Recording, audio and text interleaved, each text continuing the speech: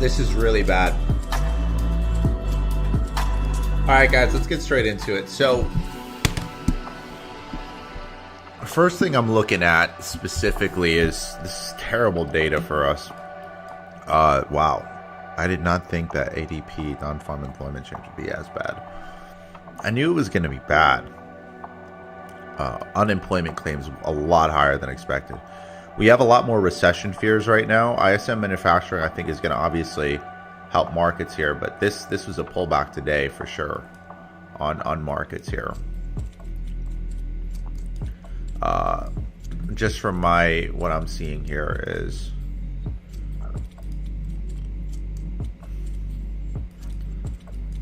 I think we might get a break here or a sell-off here today. To be honest, I'm looking at more sell-offs, to be honest, today than anything. With S&P short term, maybe even a smaller sell-off to here, right back into this zone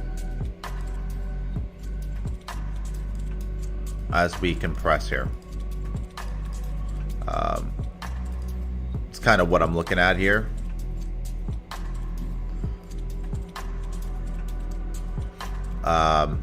Yeah, a small short pullback. What I could see is this place getting targeted and then us moving to the upside here. So I'm looking at shorts on S&P today. As long as ISM manufacturing as well is lower than expected, this is just kind of what I'm looking at. A quick 1 to 5. This news is bad, guys. This isn't like this isn't. I mean, I could only imagine how NFP is going to look this week. This isn't good news, man. People are losing their jobs for sure. I talk a lot about economies and like macro and micro a lot, and I talk a lot about numbers here. Sometimes I forget that this is actually like real people. A lot of times we look at numbers on a screen and we forget that there's really people. Who was it that said, I think it was Tony Robbins, he said that every single time the unemployment rate goes up 1%, I think it's like 10,000 kids, I think, starve, right? Something like that in America. And 40,000 kids are like beaten. And it's because of the stress of the parents and the stress of, obviously, people losing their jobs, which is pretty crazy, right? So, yeah, pretty insane here. So what I want to see here is probably some bearish movement in the market, right? Unemployment claims higher than expected, bearish movement in the market. ISM manufacturing PMI. This is the one thing that could turn around markets here. I mean, ISM services PMI could definitely turn around markets. I could see markets go bullish with it, but I mean, just with that type of news, I mean, I'm expecting S&P to not even. I could see S&P come lower than 30, 63.70, and it's because of the core reason I'm saying that, guys, is because of the ADP. It's just so bad.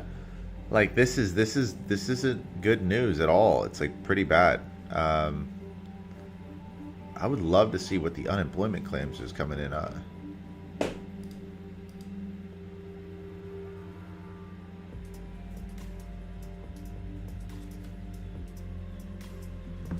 Annual pay is not too bad.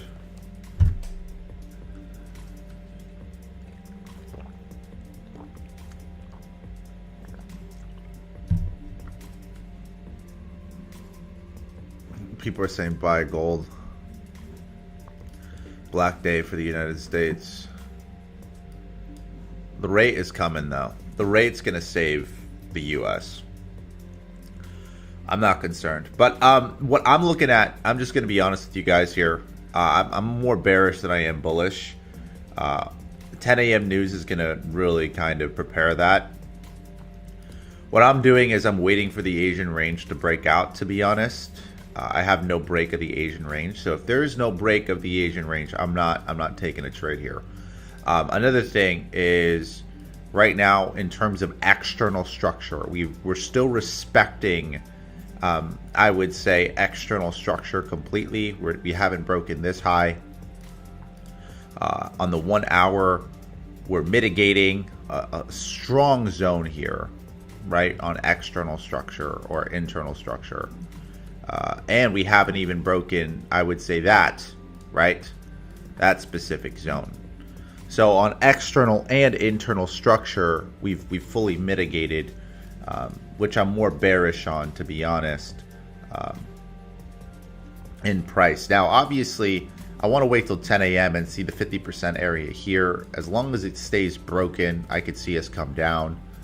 If we get any break below here, I'm going to see price kind of obviously retrace, come to an indecision, and then I'm going to short.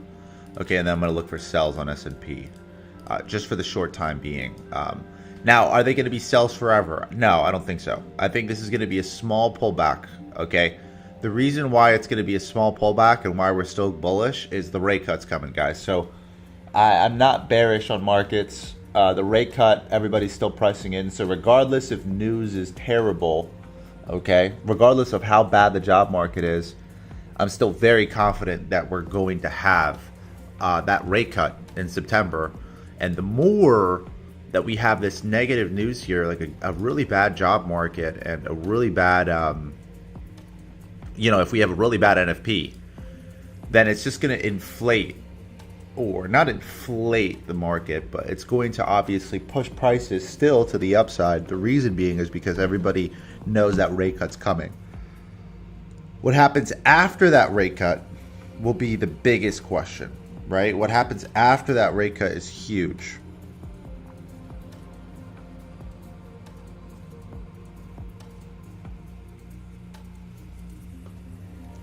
Because you could see that sell-off happen pretty dramatically.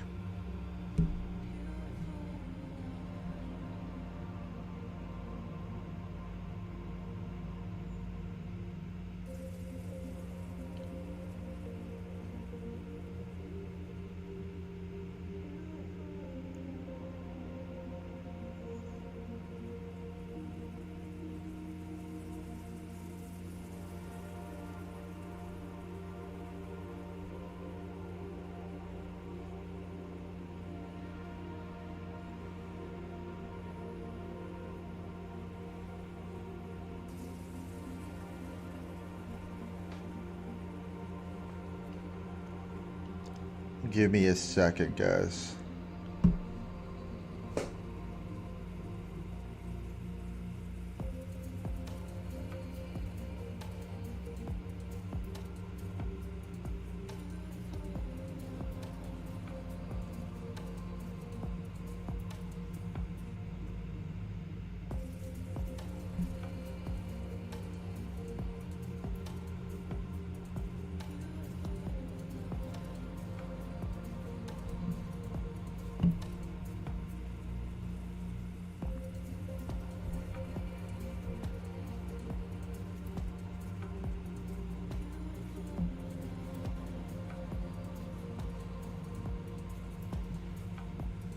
Interesting. Really interesting. Something I was reading on. Okay.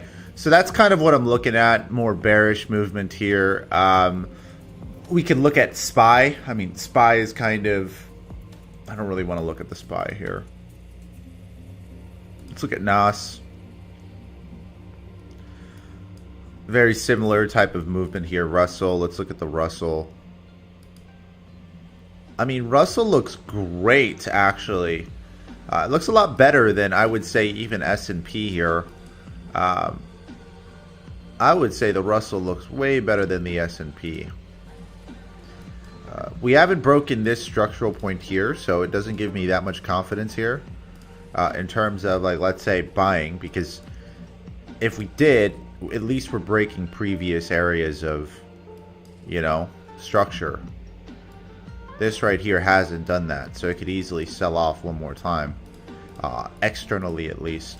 But as long as we start to get breaks here above this high, we could start looking for some buys here as the pullbacks tend to come in, and we could start running this to the upside here.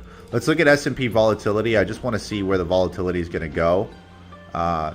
It looks like it's at that indecisional area here for volatility, so we could see one small more pullback here in S&P until we get a run to the upside for S&P.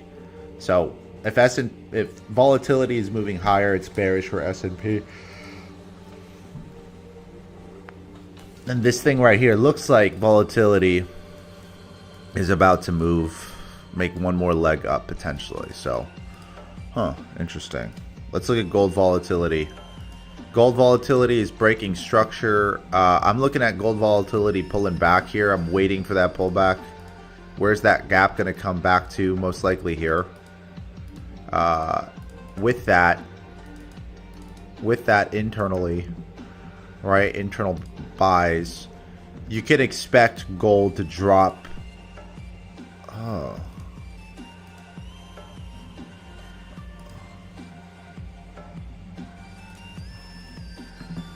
There we go. 10-year yields dropping. Like we talked about this last night here as well. Internal sells. I like this a lot. Internal with the 10-year yield dropping like this is really good for markets. I expect the 10-year yield to drop even lower here. The reason why is because as yields go down, you'll see the markets run and rally. Just because they'll offload low risk to go into high risk here. Institutions will. So now let's talk about this here. Obviously, I was looking at gold buys I called yesterday. At least is what I'm seeing. Gold looks like, to be honest, that it wants to still run and rally. It's created a massive Asian range here. Which is what I don't like. Now, ISM manufacturing is going to be huge to be able to dictate kind of where this is going to go. Obviously, it's going to come back to this order block area, institutional area, internal sells here. I'm going to see the reaction here for gold. But I do expect, obviously, since we've broken structure here, some sort of bearish movement here in the long term. Not in the long term, but in the short term here. We need a pullback, guys. This is ridiculous. This is even me being in buys here, guys. You know, I was complaining because obviously I've made some decent money on this trade. You know, I'm up like $6,000 on this trade. But I was even kind of complaining because I was like, look, man, gold never gave me a pullback. You know, gold went to 3,500 and it never gave me a pullback. And we talked about this here as well. We talked about where it was going to go, and we're looking for that pullback. I don't feel confident in buying gold with an impulse move so strong and a no pullback yet. This is the first red candle, you know, we've had on the daily since the 20th here. And it hasn't pulled back at all. So for me, this is finally pulling back. What I'm looking for, okay, is going to be some type of pullback. I talked about this area here, but I'm looking for this area. Primary pullback. Okay, internal sells are going to start kicking in here. So if we're really going down, we broke structure here, guys. So what does that mean? It means that gold is bearish. If we're breaking structure here, see where we broke structure? We created a lower low and broke the previous structural zone. Usually if we do that, I don't like trading internal structure, but usually if we do that, that means we're bearish here for gold. So what does that mean? I'm more bearish for gold right now than I am bullish. It needs a pullback, guys. Now, obviously, my insights will change if we close above. If we close above this particular zone,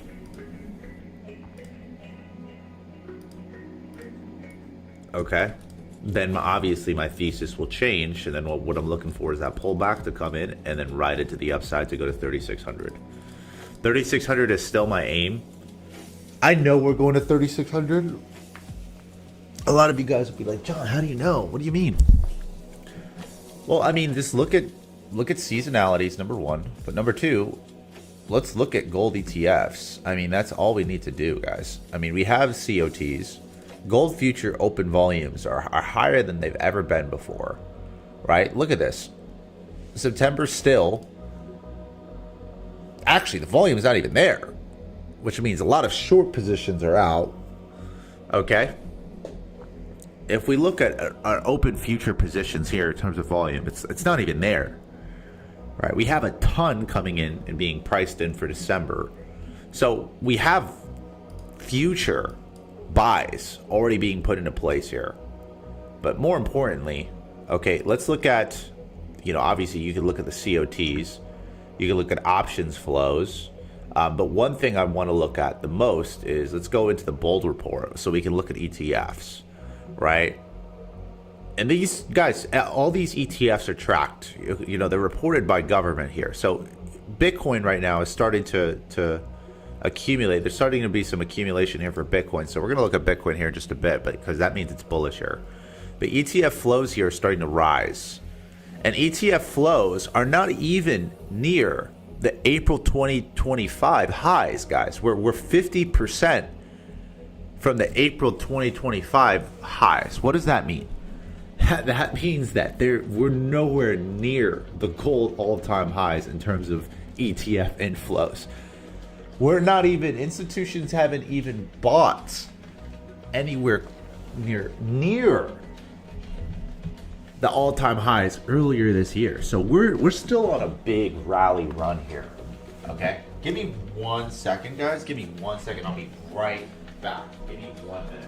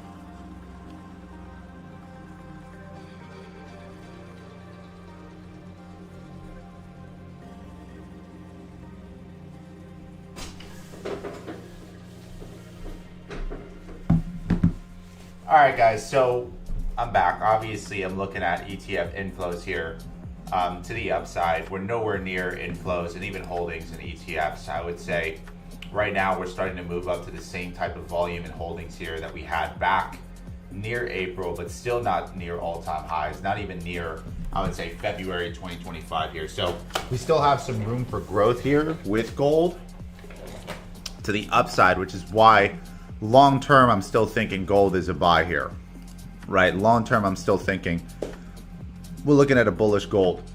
Now, what am I looking at long term with gold here? Because like I talked about this the other day, we're in price discovery, meaning that with price discovery, we're probably going to go at least 1.27, which is 3,600, 3,680, but you know, really 3,670, 760 is like kind of the primary area that I would think, you know, we'd probably see some crazy movement here. That's like really my expectation here. This is the first pullback in a long time, which would make me want to buy it. I just want to be a little bit careful on how it reacts to this specific zone. If we get a break, then I want to look for the pullback and get into the buy. If we don't get a break, then obviously this thing is going to pull down a little bit lower here. Okay.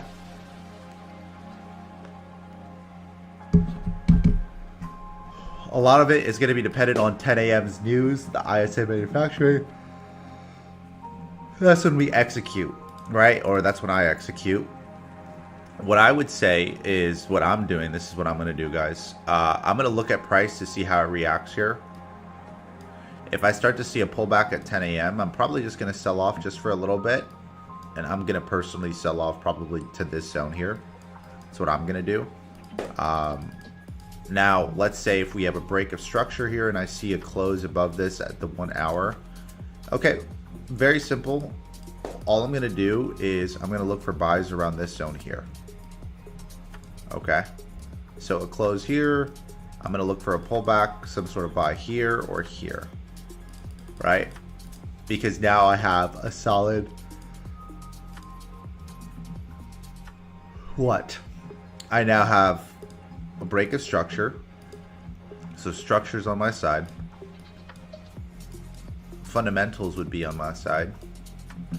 Asian range would be on my side. Timing will be on my side. And a break of the institutional candle will be also on my side. So that's what I'm looking for. Let's look at GU here. GU is actually in that zone that I talked about the other day. Here.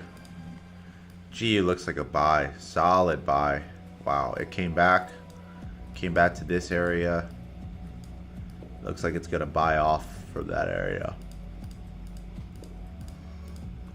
GU, guys, I'm looking at it as a buy. To be honest, that's what I'm doing. I'm looking for buys. To be honest, I'm looking for a buy on GU. Looks a lot better here. Let me look at this. Wow, price here, there's literally nothing. There's nothing holding price here. That's insane. That's insane here. All right, here we go. This thing is holding price. That thing right there is holding price. And we have internal breaks already of structure. See that? The internal break.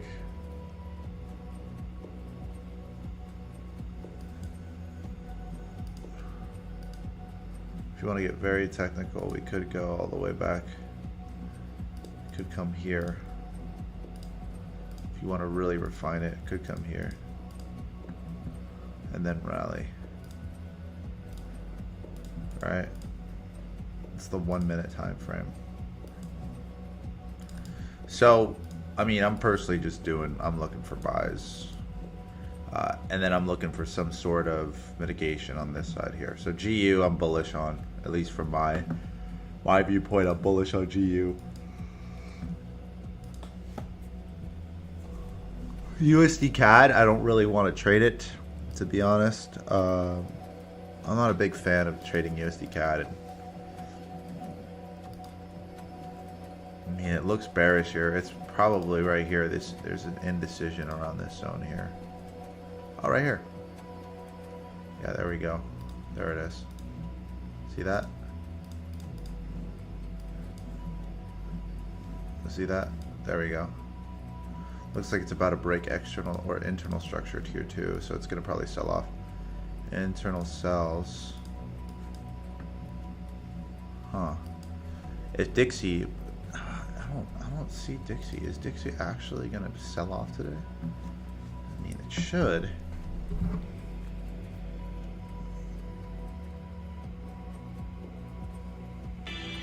I think it should. Dixie should sell off today.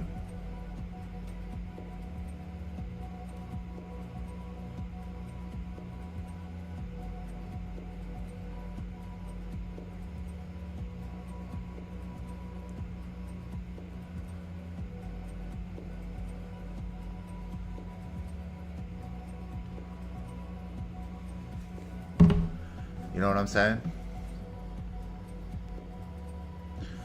So, if ISM manufacturing comes in better than expected, we should see Dixie actually rally.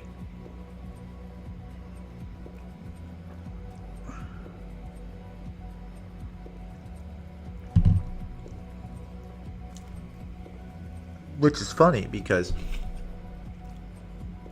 earlier today, with that news at 8 a.m., Dixie falling is odd to me because the markets usually react negatively to ADP and negative news.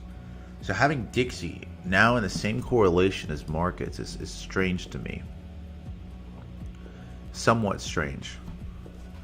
Because usually with ADP, you see markets move bearish. You know what I mean?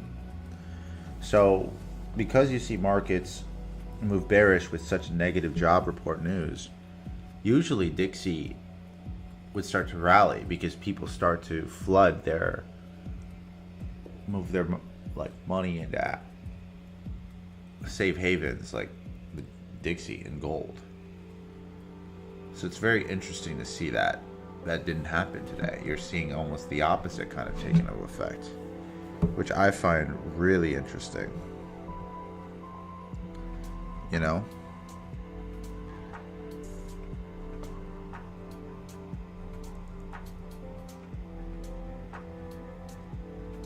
Okay. What I'm looking for now with Bitcoin here, let's look at Bitcoin. Bitcoin is still not doing what it's ran. It's mitigated, right? It's sold off that exact area I talked about yesterday. Literally sold off completely here. We talked about this last night. Boop. This is the thing. It's considered tier 1 high risk, tier 3 high risk. That's what Bitcoin is. So if the news today, if this here comes out pretty lower than expected, ISM, and we're coming out below 50.9, you're going to see Bitcoin drop today. You're going to see S&P continue to drop. Gold will start to rally again. And that's basically that. Okay. But for me, my bias is S&P. I'm at least more bearish on S&P. That's my bias. My bias is gold kind of selling off around this zone here if ISM manufacturing is better than expected, which I'm probably going to start taking some profits with my gold trade. I think it's time. Yeah, I think it's time to call some legendary buys here. Close some of these legendary buys out. I'm up 12,000 pips. It's crazy.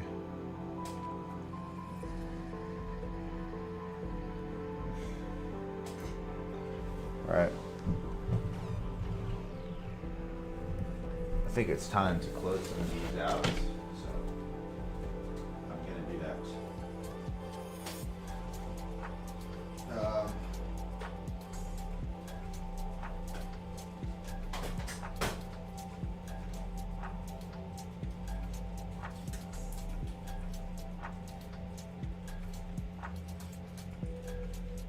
Give me a second, guys. This is what we're gonna do.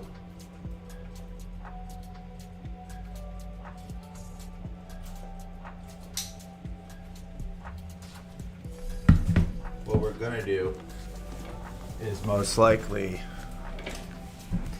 already getting priced in right now with the gold sells. You see that? Just be weary here. If I were you guys, I would be weary. The only reason why is because that news event hasn't come out yet. Because that news event hasn't come out yet, you got to be weary, okay?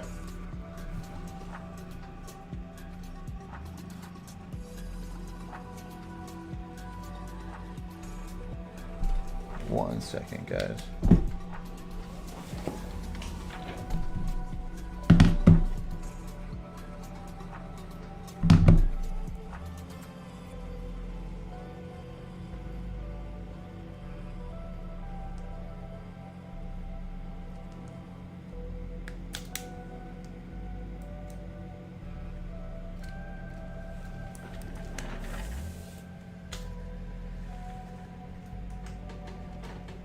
One second, guys. I'm about to just.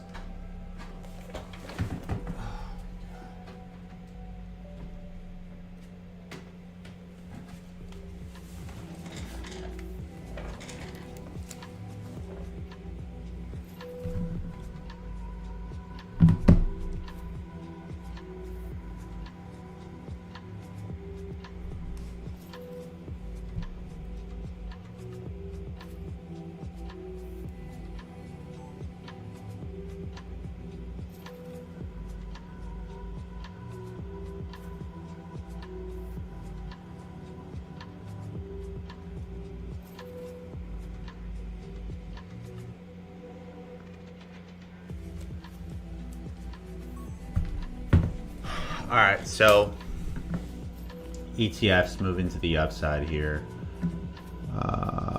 Let's look at BTC here. BTC still not doing what I wanted to do here, to be honest. Could give me more bearish momentum here. Because of that, I'm not comfortable with BTC buys at all. At all. Even external structure, no buys here. We haven't even been able to break that, so I'm not comfortable with it. And you're seeing also other alts kind of reflect that, unfortunately. Jupe here. I want to wait for full-blown confirmation before getting into any alts here. Okay. Let me look at Trump coin right now. $8. It's crazy. MSRT. There we go. So MSRT is finally getting into the zone that I'm looking at now.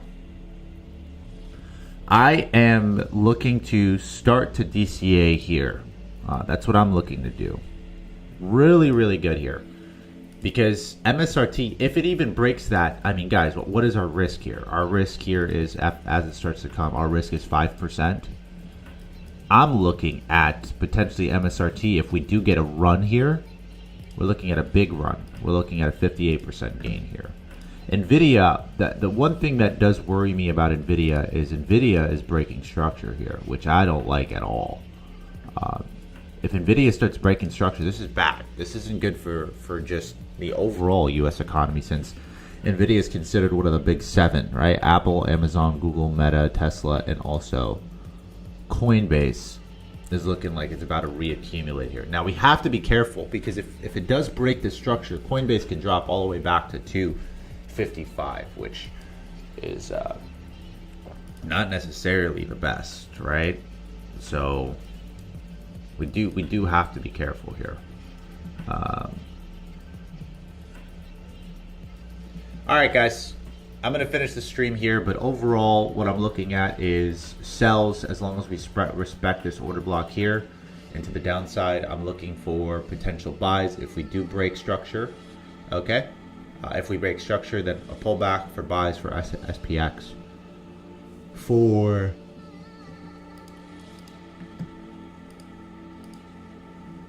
gold, I mean, I was already calling sells here. But if ISM manufacturing comes out worse than expected, expect gold to break this structure and move to the upside continuously. Then just look for a pullback. Completely fine. For GU looks bullish here. In the meantime here, at least. So I'm looking for buys on GU. It's my bias on GU. For Bitcoin, I have Bitcoin at a sell position still, so I'm going to leave it alone.